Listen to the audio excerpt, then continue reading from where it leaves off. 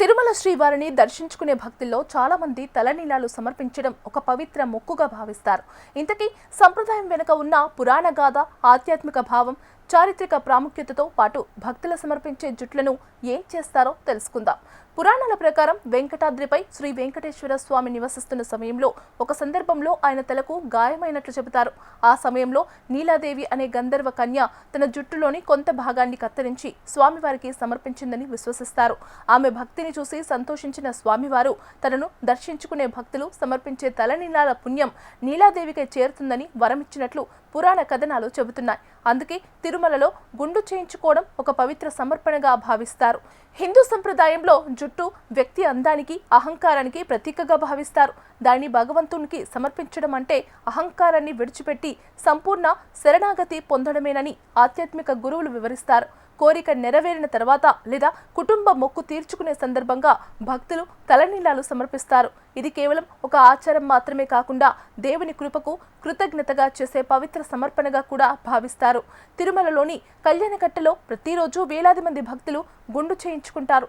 భక్తుల రద్దీకి అనుగుణంగా టీటీడీ ప్రత్యేక సిబ్బంది పరిశుభ్రత ప్రమాణాలు, ఆధునిక సౌకర్యాలను ఏర్పాటు చేసింది. ఇటీవల తిరుమలకు వచ్చే భక్తుల సంఖ్య గణనీయంగా పెరిగింది. వేసవి సెలవులు, వారాంతాల్లో ఒక్కరోజు 50,000 నుంచి 57,000 మందికి పైగా భక్తులు తలనీలాలు సమర్పిస్తుంటారు. భక్తులు సమర్పించిన తలనీలాలను మొదట తిరుమలలో సేకరించి అనంతరం తిరుపతిలోని ప్రత్యేక కేంద్రానికి తరలిస్తారు. అక్కడ వాటిని శుభ్రపరిచి నాణ్యత, పొడవు ఆధారంగా వేర్వేరు విభాగాలుగా వర్గీకరిస్తారు. సాధారణంగా జుట్టును 6 రకాలుగా విభజిస్తారు. 31 అంగుళాల కంటే ఎక్కువ పొడవు, 16 నుంచి 30 అంగుళాలు, 10 నుంచి 15 అంగుళాలు, 5 నుంచి 9 అంగుళాలు, 5 అంగుళాల కంటే తక్కువ, తెల్ల జుట్టు లేదా బూడిద రంగు జుట్టుగా డివైడ్ చేస్తారు. పొడవైన, నాణ్యమైన జుట్టుకు అంతర్జాతీయ మార్కెట్లో భారీ డిమాండ్ ఉంటుంది. ఈ తలనీలాలను టీటీడీ ఈ వేలం ద్వారా విక్రయిస్తుంది. వీటితో విగ్గులు, హెయిర్ ఎక్స్టెన్షన్లు, కాస్మెటిక్ ఉత్పత్తులు తయారు చేస్తారు. ముఖ్యంగా తిరుపతి హెయిర్కు లండన్, అమెరికా, ఆసియా దేశాల్లో ప్రత్యేక గుర్తింపు ఉంది. 1938 వరకు తలనీలాల విక్రయాలను ప్రైవేట్ సంస్థలు నిర్వహించేవి. అనంతరం 1985 నుంచి టీటీడీ స్వయంగా ఈ బాధ్యతలు చేపట్టింది.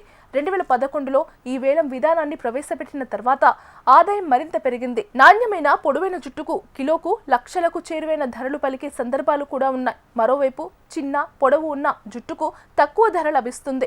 ఈ వేలాల ద్వారా సమకూరే ఆదాయాన్ని టీటీడీ ఆలయ నిర్వహణ, అన్నప్రసాదం, విద్యా సంస్థలు, వైద్య సేవలు, ధార్మిక ప్రచారం, భక్తులకు కల్పించే సౌకర్యాల అభివృద్ధికి వినియోగిస్తోంది.